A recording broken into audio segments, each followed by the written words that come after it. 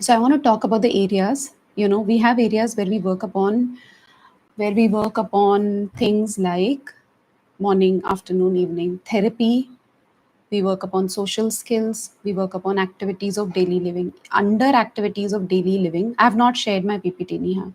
Under activities of daily living, what are the things that we would want the child to be able to do? When I say this, I don't mean that, if a child is just 3 years old, I won't want or expect that the child would participate in everything. But passively being done for the child is not what I would recommend. Even if the child is young, I would want that 10 or 20% participation is by the child, even if the child is young. And as the child grows older, I would want more independence in activities of daily living, because that's the main crux of everything. Okay, so here it is. Here it is. I think now you can see my screen, right? So, under activities of daily living, we want eating so that the diet is managed. When I say diet is managed, I mean that, there are certain things in a child's. So, I'll get to diet. Hold on. First, let me talk about it. So, eating, dressing, grooming, hygiene, bathing, toileting, and potty. Understand the concept of private and public. Communication. Child is able to communicate what he wants either using a picture exchange communication system, or an alternative and augmentative device for communication, or speech. Until the work is being done on speech, I would use some or the other way and not wait that he starts speaking. That's when I would ask him to communicate. I may also use a sign language. So the child should be, and we would work towards that the child is able to communicate need based or experience sharing. Length of utterance is how long can the child speak. I want water, 3 letter, or is it just water, or is it give water? Working on clarity and working on sleep. So these are the main things that come under activities of daily living. Now, when I talk about diet, hold on, I'll come back here. I've stopped sharing. Okay, so if you can't see, then I'm coming here. So, when I talk about eating, the diet is managed. It means a lot of kids have food sensitivities. So, managing a diary, having a diary or a journal is very important, where you note down which is the food. How is the potty cycle of the child? Is the child able to pass motions every day, not able to pass? What is the kind of food that your child ate? And then the next day, how was the elimination, the potty cycle? And if there is certain kind of food that your child ate and you feel, oh, that is not suiting the child's body, then working towards it. In my experience, I'm not making it like a blanket term, but generally eliminating gluten, found in wheat or casein in milk. Not for every child. Again, you'll have to meet up a dietitian who can guide you, but eliminating certain foods from your child's system are very helpful. Eating. So I hope, are you aware of eating? What all would come under eating? Eating is where the child's eat on his own, starting with simple dry snacks like chips or biscuits or whatever, that simple dry things, and then moving to meal where the child is able to eat. Even if I break the chapati, put it on the vegetable and keep it, and the child picks it up and eats it by himself. So working towards it. Why am I stressing on it? Because a lot of parents that I know whose kids are like 13, 14, 15, they are still fed. The child doesn't eat on his own. A lot of times child does not sit at one place and eat. So there are a lot of things that go there, and I feel this eating would be a major part of the everyday goal planning. Ki, this is my goal. I'm not going to work on it like, oh, I would have, like, for example, like as I mentioned last time, say brushing is my goal, so I'll work on it, but I would ensure that these other things are also given equal importance. Are you all getting some idea about what am I talking? Is this helpful? Habibi, if you have your questions, and Ishal, I would want you to email to info@autisminsights.com. I'm taking the questions that parents had already sent me, and I have a list of around 62 questions, and I'm taking one at a time. Yes? Okay. Thanks, Vikas, for letting me know that it is helping you. So, eating is the first thing, then comes dressing. Now, I would like to ask you, do you think undressing is easy or wearing is easy? What do you think is easy? What would you work on first? Would you work on removing a t-shirt for your child or wearing a t-shirt for your child? What do you think would you work upon first? Write it in the chat. Let me see. What's the first thing that you work upon? Undressing, exactly. So the first goal would be that, yeah, my child is able to remove his pants, my child is able to remove his t-shirt or whatever. Now, yeah, very good. Removing is something that will come easier. So I'll work on dressing, undressing first. So I would have this goal in mind. No, my child has to eat. You know, a lot of parents that I know go to therapy centers. They want the therapist to teach their child how to work on self-help skills. But when those self-help skills are happening in the context, like in the morning, they say it's too late, we have to go to school, oh, it's too rushed up. But you know, that is the time. Activities of daily living have to be done in the context rather than at a therapy center. You get that? I mean, I'm not saying that we don't do it in a therapy center. I worked on a lot of eating skills with kids at my therapy center, but they used to come at 1 o'clock, and that was the time when we worked on eating lunch. So it has to be contextually appropriate. Does that make sense what I'm saying? Just give me, oh, we can't have a raise of hands here. Just say yes if you understand what I mean. ADL is to be done in the context. Yes, great, wonderful. So, eating is done. Dressing, undressing, we spoke about. Eating, dressing, then comes grooming. When I say grooming, it means washing hands on their own, blowing nose. What else would grooming include? Nail cutting, little kids can't do, but if the child is a little older, I'll work towards that also. So, eating, dressing, grooming. What else comes under grooming? Rinsing mouth, all of those things, I would work on it, like as as and when they happen in the context of day to day activities. Yes, Nitish, it's even brushing teeth. Yeah, so I would do that.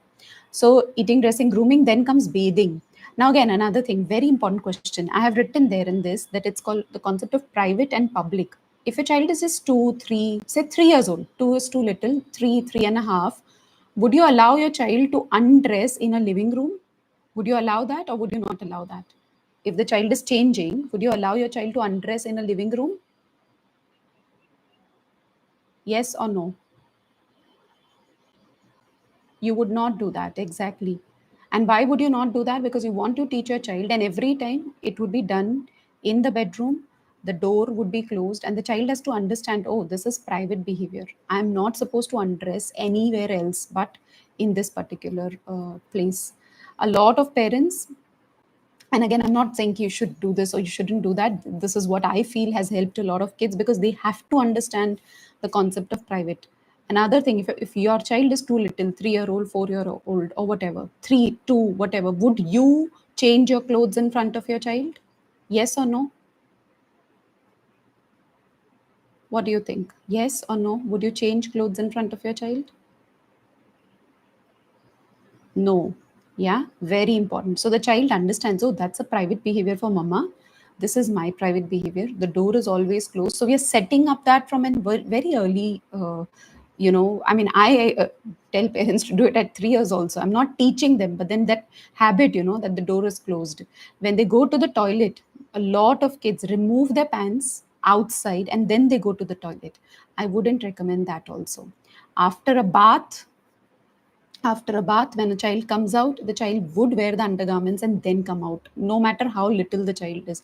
I won't let the child come out like this. So we are working on teaching the concept of private and public from the beginning. Are you all already working on these things? I mean, is this even helpful, or you already know this? Because a lot of my people with whom I used to work, kids were coming out and uh, they didn't wear their clothes. So eating we did, dressing, okay. Then we did what? Grooming. Toilet. Now toilet, again, if the child is little, yes, of course, only the door will be closed. You can be inside with your child, of course. But if your child is like 7, 8, 9, by then toilet training is the first thing that I would work upon. Washing themselves after the big job, either with a hand spray, with a mug, with a toilet paper, whatever. I have kids, like 12, 13, and mothers or fathers are washing them after the big job. Not a good idea. Even bathing. These are the times which are very vulnerable, and we want the child to know that it is your body, no one can touch it. Bathing, undressing, and washing after a big job. You get that what I'm trying to convey, right? So these are very, very, very important things, that these are the things that have to be done private, and that's a private behavior.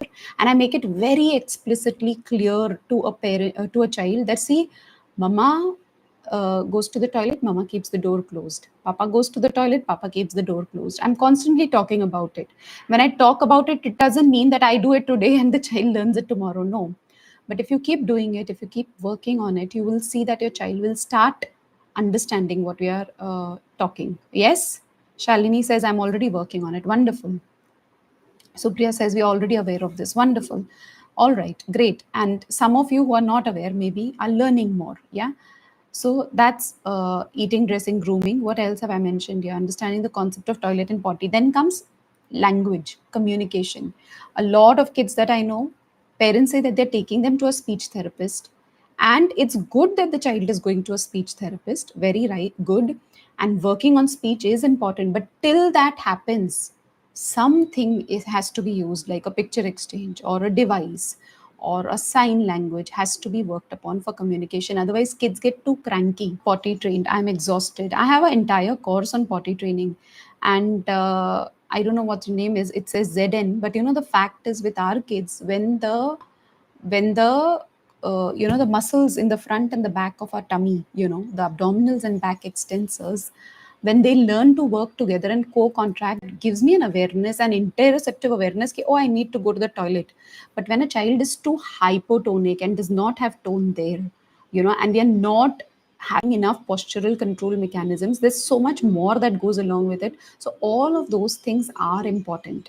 I met this child yesterday. He came to see me, and mummy says, go to the toilet. He goes to the toilet, takes his pan down, and he comes out. He thinks that's all that's needed to be done, because he has no awareness of those muscles. Those muscles are all floppy, and so that is something that needs to be worked upon. The what we call as the inner core, the has to be worked upon, so that the awareness starts coming in.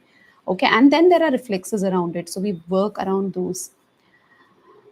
Nidhi says, is it okay if they're wrapped in a towel while coming out? I believe they should be in their undergarments when they come out. Yeah. How can we work with inner core? That is something that I can't teach so much in details over a YouTube live. I teach that in my autism intervention class. If you want, you can join that class where I explain it in details. But in this class, and it takes a lot of time, I give a lot of recorded material and I teach, and still there's so much to teach. Yeah. So, toilet and potty, I told you, concept of private and public, I told you. Then comes, and again, sometimes a child uses specs or something for communication, or like maybe they use sign language or whatever. Then the aim is to ensure that I get the number of things. I mean, I know a lot of parents who are stuck, which means they say, yeah, my child uses Prolocue to go, or they use LAMP or some other AAC. The child has only a vocabulary of 10 words. Vocabulary meaning the child would request for only 10 things. And then the goal would be to move from 10 to 20 to 30 to 40 to 50 to 100. The number of things that the child asks for has to be increased, and that has to be consciously done by us. So that's another thing that we want to work upon in communication. Once the child is already speaking and communicating, the aim would be to also work on experience sharing, where the child communicates that I'm happy, I'm sad, I'm angry, I'm scared. So this all things would be a part of my day to day, what you say, goals, which I would be aware of ki, like how we teach any other child ki, oh, this is what I have to work upon. Therapy is important, working on sensory systems is important, but these are moments which are therapeutic and teachable moments which we would work upon throughout the day. Got that? All right. Then I go to uh, sleep. This is another important thing, that sleep is extremely important, that the child sleeps on time, wakes up on time. If the child doesn't sleep on time, because if the nighttime sleep is not on time and not qualitative sleep, then the daytime goals that you set for your child would all go haywire.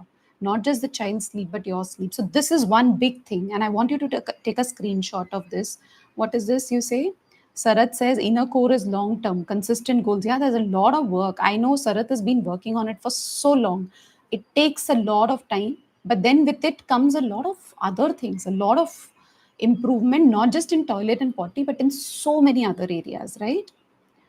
Uh, how to teach child what happened in a day, recalling, give me those questions, put them all, as I said, in that info at autisminsights.com.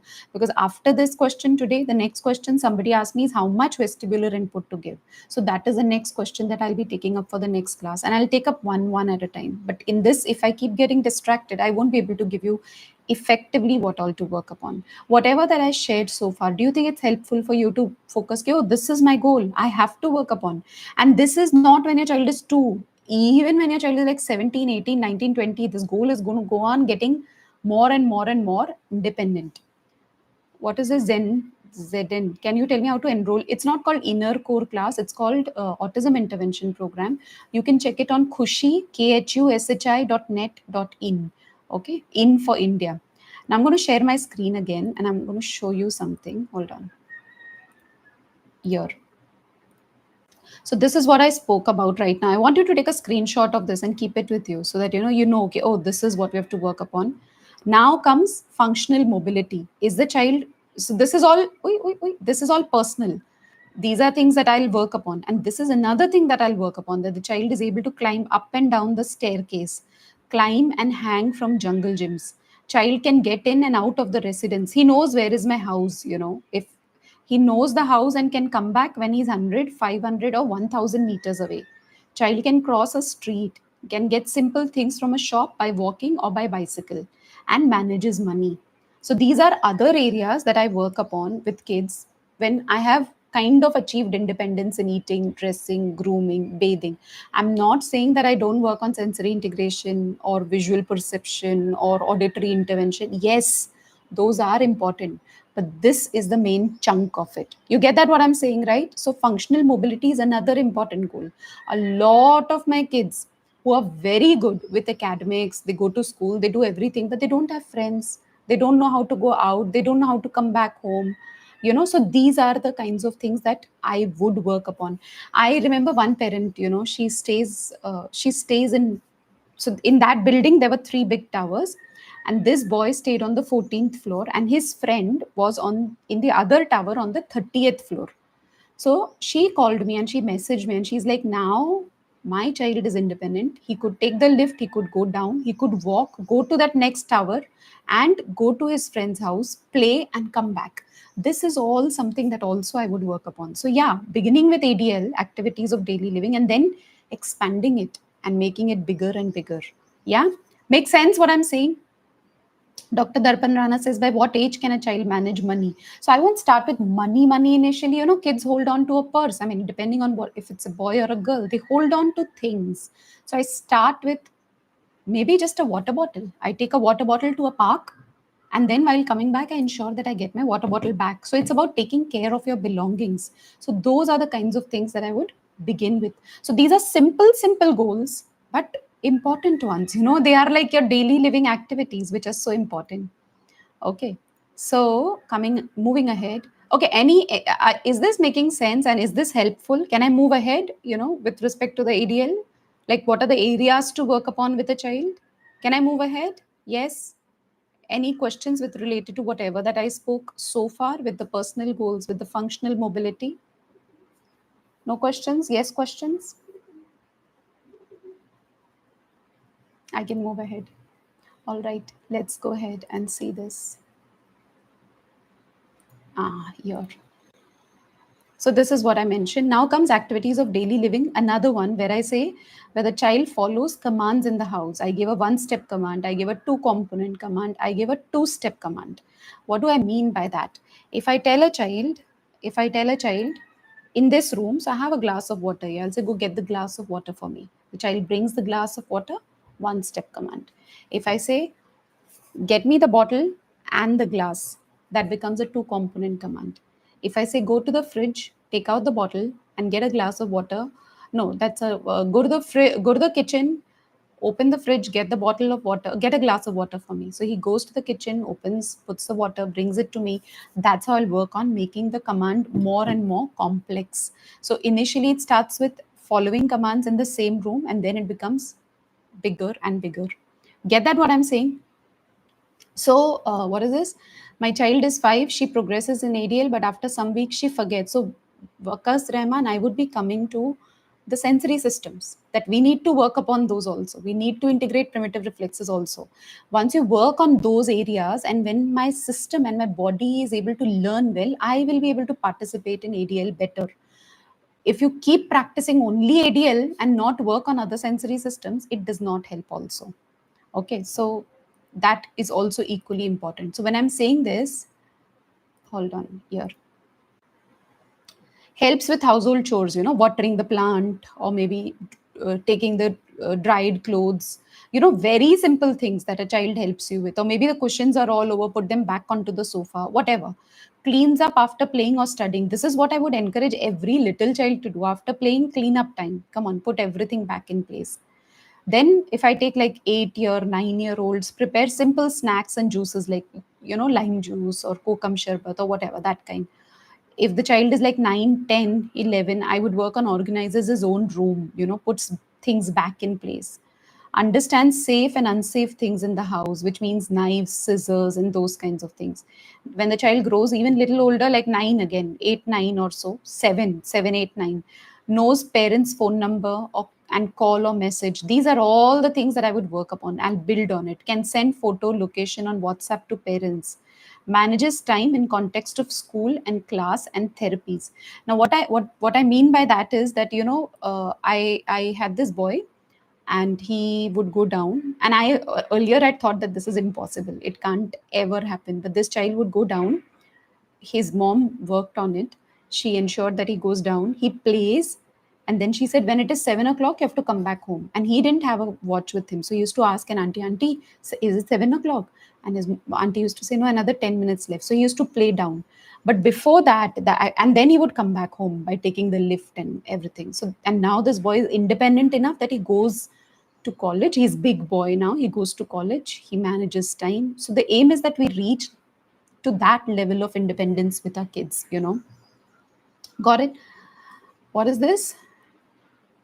Please answer my query. Najish Javed, I don't see any query. I just see this question that you've mentioned here. Okay. Um, what was I coming to? So if I'm talking about time, it would be like, I would start with very simple things like, oh, it's going to be your screen time at 4 o'clock. So the child tells you at 4 o'clock, and I would set a timer. I would put a sticker on the big hand. I have a big detailed class on visual supports where I've explained on how to use visual supports. So I would stick a sticker on the big hand. Okay, so it's assuming it's 3:30, and I've said 4 o'clock is going to be your screen time. So on the big hand would be a sticker, and on the clock on top at 12 would be another sticker. And I say, when these stickers match, it will be your screen time. So the child looks at the clock and the hand which is moving and going towards 12 and starts becoming aware of the time. If I'm giving a screen and if I say, oh, it's for 15 minutes, when the big hand comes here, then the screen would be taken away. So those are the kinds of things that I'll start incorporating time. I'm not saying it's 4 o'clock, 3 o'clock. No, the child has to understand the concept of passage of time. So that's what we work upon initially. Yes. Okay. Then what have I written here? This is another thing. Let me share this. So that was about ADL, huh? ADL. Manu Sharma says, at what age should we teach clock? I'm not teaching clock. I'm teaching them in 10 minutes it'll be done. Also, so right now I don't have it over here. Even those sand timers, 5 minute sand timers you get. You play for 5 minutes and then it's finished. So I'm teaching the concept of time, passage of time. That's what I'm teaching. I remember, teaching this to kids as young as, like, if they can, even if they can't understand the concept of numbers, I used to just say the sticker matches, it's time to finish playing, or it's that would be the time that you get to play. So that's how I used to work upon with kids as young as 3 years, 3, 4, depending again on the level of the child. If the child is even looking at me, not looking at me, understanding, not understanding, a lot of those factors would also come into play. Now comes, so those are areas. Now comes sensory. So is the child aware of the sensory input? Is the child able to process the sensory input? And this is where I would work on tactile system, vestibular system. The main system is my vestibular system, the proprioceptive system. So I mainly work on the vestibular, proprioceptive, tactile, and sensory processing. Once these things are in place, a lot of participation in ADL starts getting independent. I'll also work on smell, taste, auditory, visual, and interoception. So these are the other areas. So when I'm working with my child, my focus would be what? Oh, am I taking care of ADL? Okay, this is where I am. Oh, sensory systems, am I working on? Okay. So last time we did morning, afternoon, evening. Right now it's like big, big buckets. Oh, ADL, oh, sensory system. Yeah. Is this helpful? Are you getting how to work on with your goals, how to set goals? Like, one from the sensory system, I would work on vestibular, just vestibular. If my vestibular processing is better, I work on the inner core. I work on developmental movement patterns. But ADL, lifelong, it will keep continuing. Are you all there with me? Are you all there with me? Are you getting what I'm telling you? Yes. Let me see. I don't see any chat, any reply here.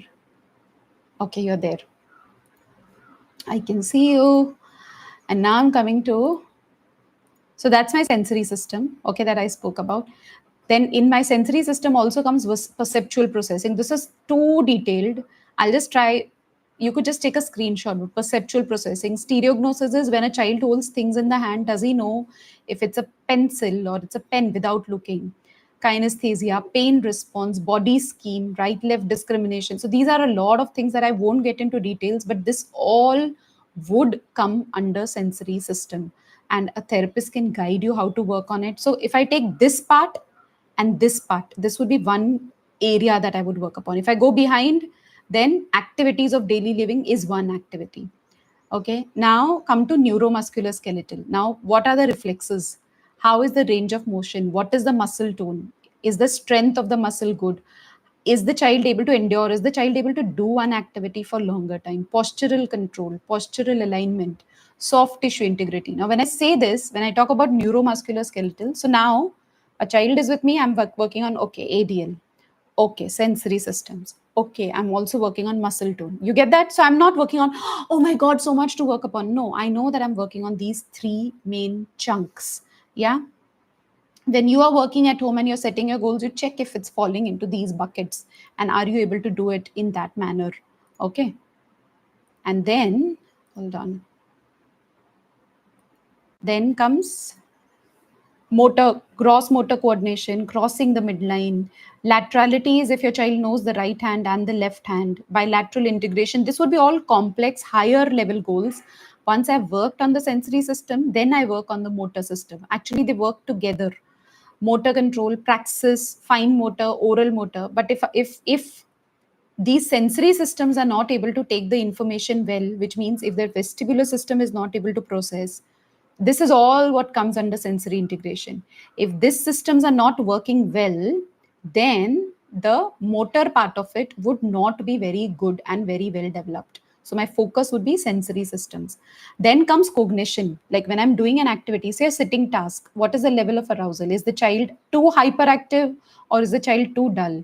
Is the child orienting to the activity? Recognition, is the child recognizing whatever has been given? What is the attention span? Can the child start an activity on his own, end the activity on his own? How is the child's memory? Can the child sequence? Can the child categorize? Can the child form concepts? This is all that I would work upon in a sitting session when I'm doing a sitting. When I talk about sitting session, meaning a tabletop session where I would say, okay, let's do matching. And the child does matching. Okay, let's do block imitation or whatever. So that's where I would work on attention.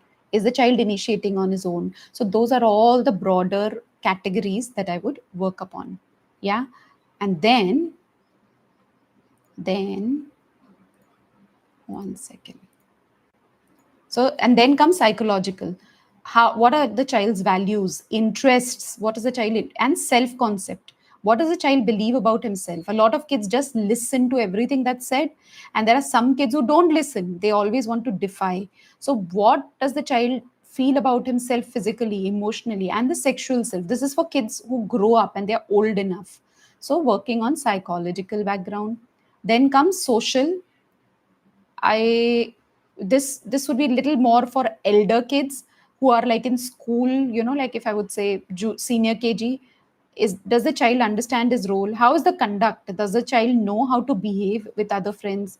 How are the interpersonal skills? Is the child able to express himself in that group? Then coping skills, what happens if there are transitions? So in the school, if there is something that changes, can the child cope on his own? How is the time management? This is all for elder boys and girls, huh? Like I would say school, first, second, third, fourth, fifth, that kind of a level. And this is all that will keep coming up, and I would work on these things. So time management, how is the child planning and participating in a balance of self care? We already spoke in details. Work is school work, homework, leisure is free time, and rest activities. How is the child effectively able to manage the time? And this is what would be the work that we do. I mean, we really work on a lot on these kinds of things. Self control, if I'm angry about something, can I manage that? That's something similar to the coping skill. So I would work on all of these areas. Now, this is what I wanted to work upon. When I'm working on social skills, play and task environment should be populated with peers. Am I taking my child to a park where there are a lot of other kids? Okay. And is my child comfortable being around with those kids? Social skills learning should be a part of the task and play environment. Program should be conducted within natural childhood activities dominated. So it should all happen in the context of play, play, play. A child comes to your house, you go to that child's house, you meet up in a park, but the child gets that happening. What happens, many a times is like, oh, we are doing therapy, we are working on sensory, sensory, sensory. And when we keep talking about sensory integration, self-help skills take a back seat, social skills take a back seat. And I feel social skills, okay, I just take my child to a park, he may climb on the jungle gym, okay, great, that'll help him with coordination. Doesn't want to climb, gets comfortable with kids around, okay, not a problem. So we are working on these sub skills one at a time, and you could pick up only one to begin with. Okay, he goes to a park and my child is comfortable with other kids around, even that much is enough. And that may also take like 6-8 months. With some kids, in some kids within a month they are comfortable. If they are with the other kids coping, if the other child tells you something, you have to learn to receive it or stand up for yourself. Those are the other kinds of skills that I would work upon. Yeah. How to work, what are the steps to work with the self-help skills? How to work, I would get into backward chaining. We just spoke about that. We do undressing first, yeah. That is about ADL. And so let me get into those details also. Can I put this down, Purnima, as a query? And I would put them as how to work on. Can you mail this so that it stays in my head? How to work on self-help skills, I would do that. Yeah. uh, where did that question go away? Okay, Purnima, would you do that? Yeah. Social skills, can you explain? I'm getting into more of social skills here. Hold on. I'll just finish this little thing because I don't want to take this in the next YouTube live. I want to take what is vestibular, how much to give. Now, here, if I'm with if your child is a preschooler, little child, then what is it that the child should be able to do? Child should be able to understand the perspective of the other person, have the problem solving ability, have the communication skills, to be able to communicate what he wants, proximity to others and comfortable with others. Like, this is the first thing that I should have put this first, that the child is comfortable with others in the same environment. Social initiation matlab the child initiates the communication regarding and responding to others. The child responds if somebody says, hey, come, let's play. So the child may not talk, but will go and play. Eye contact, giving positive attention, the child can just smile or whatever, sharing and compromising, showing affection and acceptance and affection. These are the main chunks that I would work upon, and I can just work with one thing at a time. Okay, my child is comfortable with others. Okay, this is all that's happening. Now I've been working on this. Oh, now my child is happy and wants to go to that place, so that is initiation. So I'm just working on two things at a time. I am already working on, say, sensory integration, and the eye contact would come naturally, automatically. And then when this being around others and being, comfortable, initiating socially comes in, then I would work on communication, that the child is talking, sharing what he wants. So these are the sub parts of it which I would work upon. Like, so I take one at a time, and I work on one at a time. Yeah. uh, is this clear? Are you getting what my points are? So I'm not going to work on everything. No, just one thing. My child is comfortable. Okay, now my child is initiating. Okay, now somebody calls my child and my child responds. Wonderful. So I do like one at a time. Yes.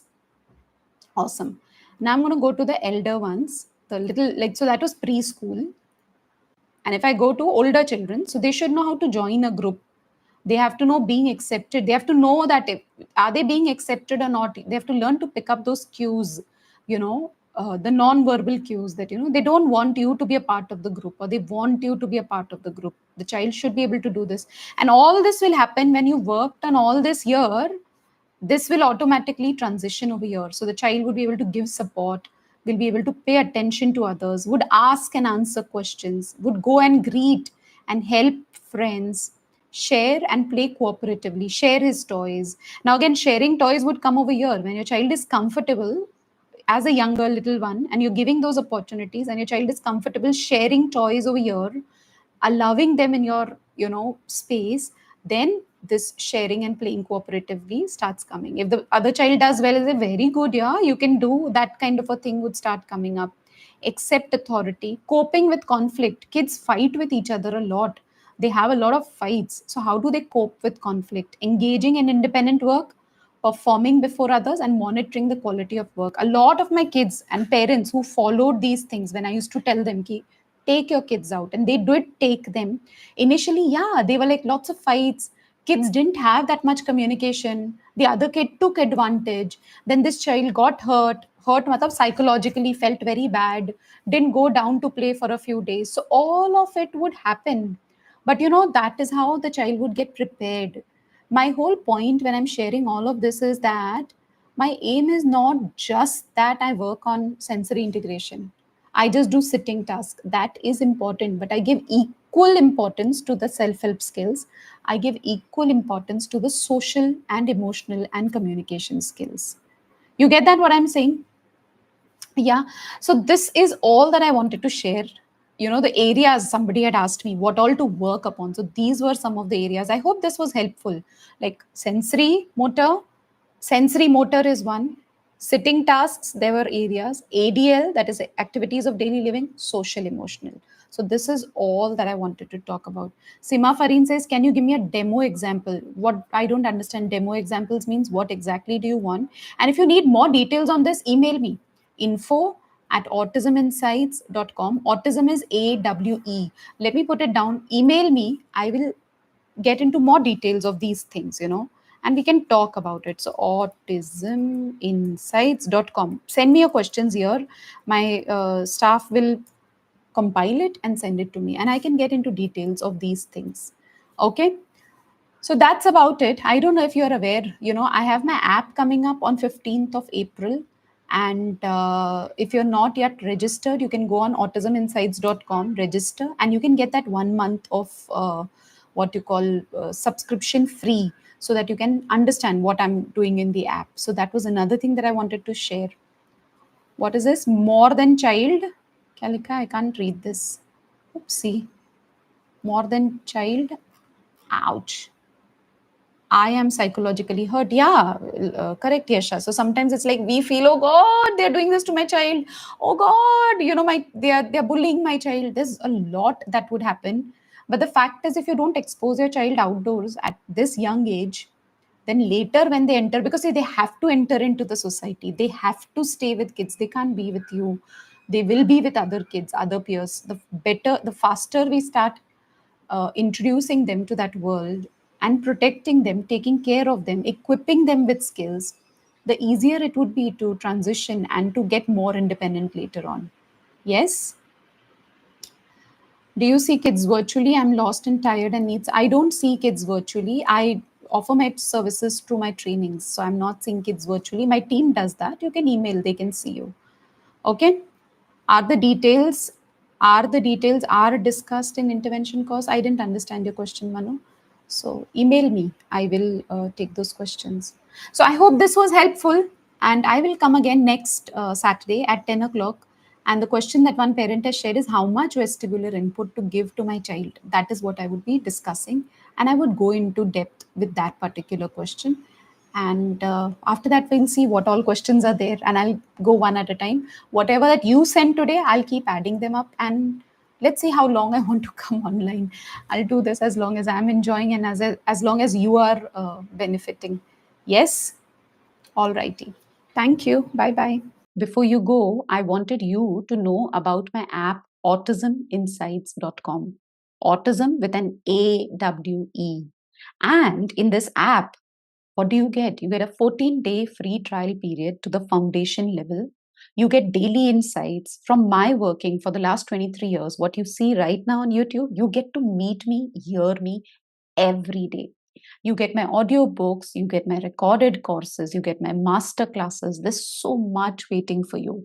And I want you to experience it and grab that 14-day free trial for yourself.